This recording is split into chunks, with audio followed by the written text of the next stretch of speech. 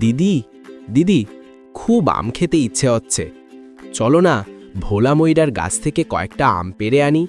আম খেতে যাবি, কিন্তু যদি ভোলা মাইরা জানতে পারলে, আবার ওর একটা কুকুর আছে, যদি আমাদের উপরে লেলিয়ে দেয় তখন কি করবি রে ভাই? আগে তো চল, জানতে পারলে তবে না কুকুরের তাড়া ছাবো। ভোলা মায়েরা জানতেই পারবে না। আমরা যাব আর কয়েকটা আম পেড়ে নিয়ে চলে আসব। ঠিক আছে, চল তাহলে।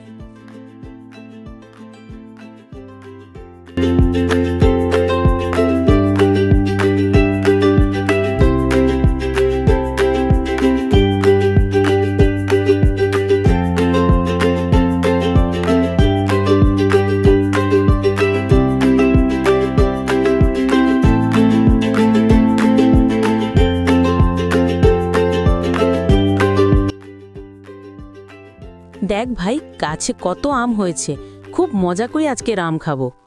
তাই তো দেখছি, আজকে খুব মজা করে আম খাবো। ভাই তুই যা, লাফ মেরে মেরে গাছ থেকে আম পেড়ে নিয়ে আয়। দিদি, গাছের আম তো খুব মজবুত, একটাও আম পড়ছে না। এখন কি হবে দিদি? কিরে, গাছ থেকে আম পারে? ভাই পালা ওখান থেকে। দাঁড়া হচ্ছে তোদের, যা তো কালো ওদের দুজনকে ছিঁড়ে খেয়ে নে।